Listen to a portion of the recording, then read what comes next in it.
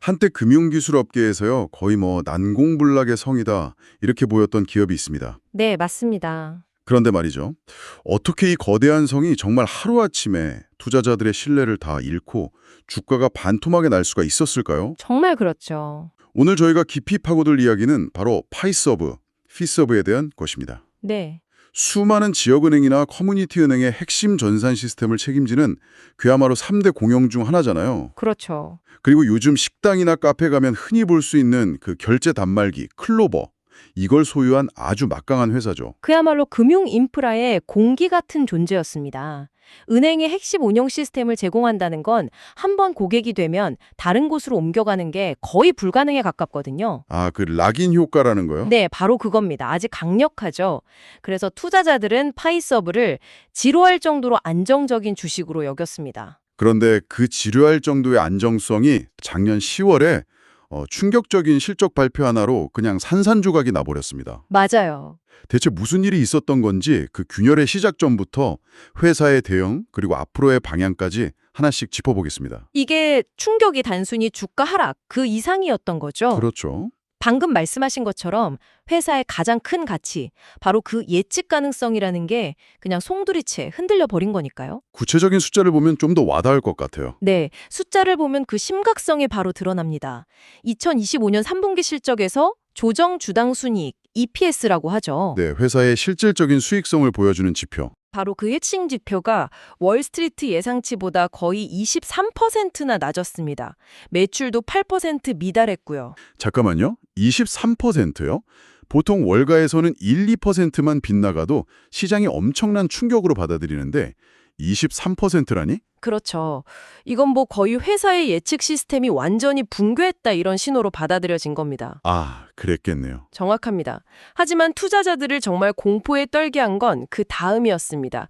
바로 연간 실적 전망치를 대폭 낮춰 잡은 거죠. 아, 전망치까지요? 네, 불과 몇 달 전까지만 해도 약 10%의 매출 성장을 자신 있게 외치던 회사가 갑자기 3.5%에서 4%로 전망치를 거의 3분의 1 토막을 냈습니다. 와, 이건 단순히 한 분기 실수가 아니라 우리 회사 내부에 우리도 예상치 못했던 심각한 문제가 터졌습니다라고 거의 자백하는 것과 같았어요. 투자자들이 패닉에 빠질만 했네요. 네, 주식을 던진 결정적인 이유였죠. 알겠습니다.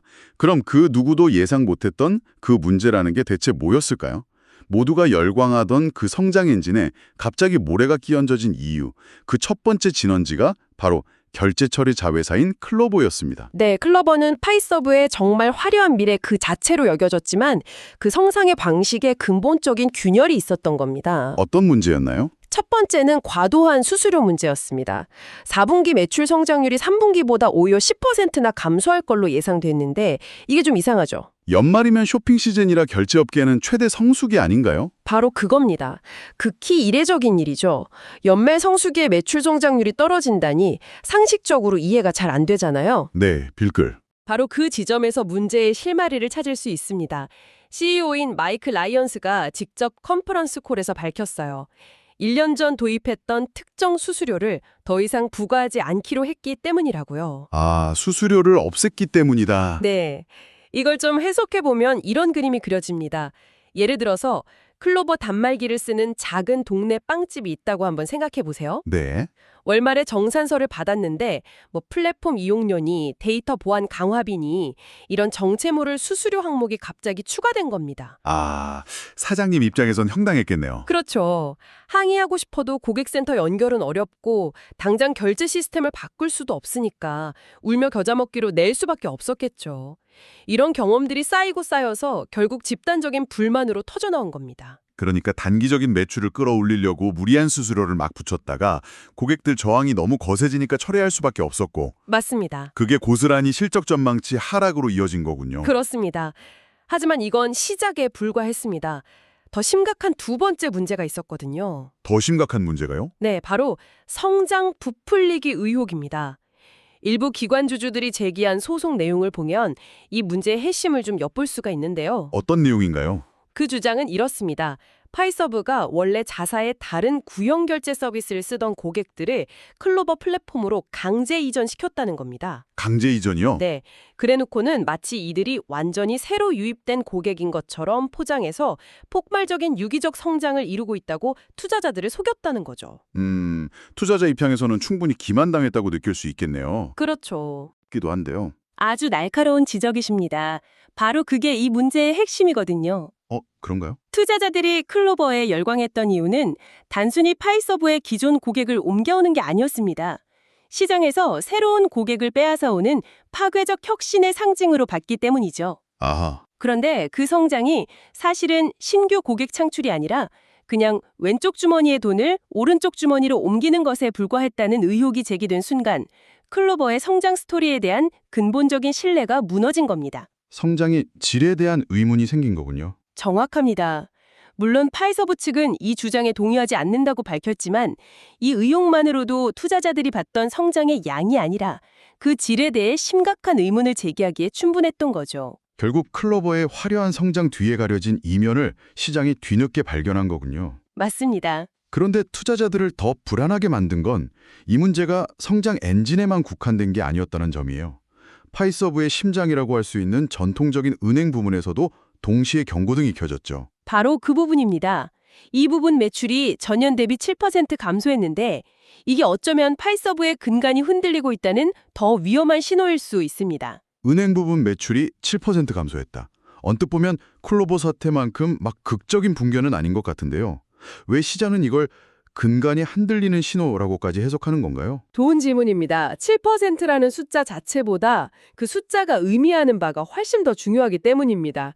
이건 수십 년간 지적되어 온 구조적인 문제, 바로 낡은 기술, 레거시 테크놀로지의 한계가 드디어 임계점을 넘어 터져 나왔다는 신호탄으로 볼 수 있거든요.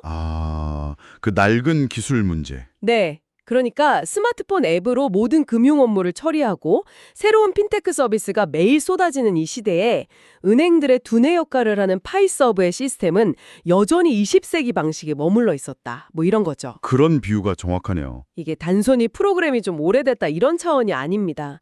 코볼 같은 수십 년 된 프로그래밍 언어 기반의 거대한 중앙 집중식 시스템인데 이걸 한번 바꾸려면 은행 업무 전체를 몇 주간 마비시킬 각오를 해야 할 정도예요. 와, 상상만 해도 끔찍한데요. 마치 도시의 낡은 수도관을 교체해야 하는데 도시 전체의 물을 끊지 않고는 공사가 불가능한 상황이랑 비슷한 겁니다.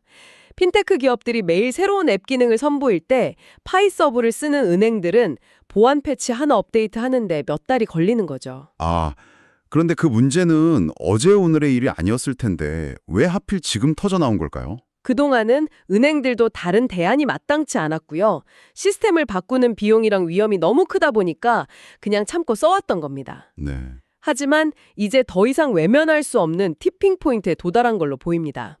디지털 전환에 실패하면 생존 자체가 불가능하다는 위기감이 팽배해지면서 더 이상 낡은 시스템에 발목 잡혀 있을 수 없다는 은행들이 하나둘씩 잇따라기 시작한 거죠. 그 매출 7% 감소가 바로 그 신호탄일 수 있다. 네, 그 거대한 변화의 시작을 알리는 숫자일 수 있습니다. 정리해보면 성장 엔진인 클로버는 성장 방식에 대한 의혹으로 삐걱거리고 든든한 버팀목이었던 은행 사업은 낡은 기술의 한계로 서서히 침식되고 있는 상황. 정말 총체적 난국이네요. 네, 맞습니다. 이런 상황에서 회사는 어떤 해결책을 내놓았나요? 일단 회사가 문제의 심각성을 인지하고 있다는 점은 분명해 보입니다. 원 파이서브라는 행동 계획을 발표했죠. 원파이 서브요? 네, 고객에게 더 집중하고 기존의 강점들을 다시 강화하겠다. 뭐 이런 내용입니다. 솔직히 말해서 고객에게 집중하겠다는 말은 위기에 빠진 모든 기업이 하는 좀 원론적인 이야기처럼 들리는데요. 하하, 그렇죠. 더 주목할 만한 것은 리더십 팀의 대대적인 개편입니다. 작년에 새로 부임한 CEO 마이크 라이언스를 필두로 경영진에 큰 폭의 변화를 주었습니다. 인적 쇄신이 있었군요. 네, 실적 악화에 대한 책임을 묻고 새로운 리더십 하에 위기를 정면 돌파하겠다는 의지를 보여준 것으로 해석할 수 있죠. 이런 움직임들은 적어도 회사가 문제를 회피하지 않고 있다는 긍정적인 신호로 볼 수 있습니다. 하지만 계획 발표하고 사람 바꾸는 것만으로 투자자들의 그 싸늘한 시선을 되돌리기는 어려울 텐데요. 진짜 과제는 이제부터 시작 아닐까요? 물론입니다. 진짜 과제는 실추된 신뢰를 어떻게 회복하느냐입니다. 특히 아주 무거운 두 가지 질문에 답을 해야 해요. 어떤 질문들이죠? 첫째, 성장 부풀리기 의혹까지 제기된 클로버 사업부의 투명성을 어떻게 확보하고 건강한 성장 모델을 다시 만들 것인가. 네. 그리고 둘째, 그 낡은 수도관 교체 수준의 되수술이 필요한 은행 부문의 어떤 혁신적인 미래 비전을 제시할 것인가. 이 두 가지 질문에 대해 얼마나 설득력 있는 답을 내놓느냐에 회사의 미래가 달려있다고 해도 과언이 아니죠. 그렇다면 회사의 진정한 의지와 능력을 우리가 확인할 수 있는 그런 중요한 계기가 있을까요? 앞으로 뭘 주목해서 봐야 할까요? 네, 아주 중요한 이벤트들이 곧 다가옵니다. 먼저 2월 10일에 있을 2025년 4분기 실적 발표입니다. 아, 실적 발표. 네, 여기서 3분기의 충격 이후 회사가 얼마나 상황을 수습했는지, 그리고 새로 제시하는 가이던스는 얼마나 현실적인지를 확인할 수 있겠죠. 그리고 또요. 더 중요한 건 올해 상반기에 예정된 투자자의 날, 인베스터데이 행사입니다. 이 자리는 단순히 실적을 발표하는 걸 넘어서서요, 회사의 장기적인 전략과 비전을 투자자들에게 아주 상세하게 설명하는 자리거든요. 아, 회사의 미래 청사진을 발표하는 자리군요. 맞습니다. 여기서 회사가 얼마나 구체적이고 신뢰할 만한 비전을 제시하는지가 앞으로의 향방을 가를 결정적인 분수령이 될 겁니다. 알겠습니다. 자, 여기서 여러분께 한번 질문을 던져보고 싶네요. 만약 여러분이 이 회사의 새로운 CEO라면 단기적인 실적 회복과 장기적인 신뢰 회복이라는 이 두 마리 토끼를 잡기 위해 어떤 결정을 내리시겠습니까? 아주 흥미로운 질문입니다. 사실 두 가지 모두 포기할 수 없는 과제죠. 그렇죠. 클로버는 논란에도 불구하고 여전히 성장 잠재력이 매우 큰 시장이고요. 또 은행 기술 분야에서 파이서브가 수십 년간 쌓아온 시장 지위는 결코 무시할 수 없는 자산이거든요. 네. 한 경쟁자 때문에 온 게 아니라 스스로의 성공 공식에 갇혀서 발생했다는 점입니다. 아, 스스로의 성공 공식이요? 네, 은행들을 꽉 붙잡아두던 바로 그 끈끈한 레거시 기술이 역설적으로 변화의 발목을 잡는 덫이 되어버린 거죠. 성공의 가장 큰 원인이 실패의 씨앗이 된 겁니다. 성공의 원인이 실패의 씨앗이 되었다. 정말 의미심장한 지적이네요. 마지막으로 이런 질문을 던져보고 싶습니다. 네, 파이서브가 이렇게 내부의 문제를 해결하는 데 집중하는 동안 이 거대한 시장의 빈틈을 파고들 새로운 경쟁자가 등장할 가능성은 없을까요? 특히 그 낡은 수도관을 교체해주겠다고 나서는 플레이어 말입니다. 그럴 가능성은 충분하고요. 오히려 이번 사태가 그런 변화를 촉발하는 계기가 될 수도 있습니다. 아, 정말요? 네, 한 거인의 비틀거림은 때로 시장의 근본적인 판도를 바꾸는 신호탄이 되기도 하거든요. 수십 년간 견고했던 금융 핵심 기술 시장에 파이서브의 위기가 혁신을 가져올 새로운 플레이어를 위한 문을 활짝 열어준 것은 아닐지. 지켜볼 필요가 있겠군요. 네, 앞으로 계속해서 지켜볼 필요가 있겠습니다. 시장은 결코 진공 상태를 용납하지 않으니까요. 파이서브가 스스로 혁신하지 못한다면 시장은 다른 누군가를 통해 그 혁신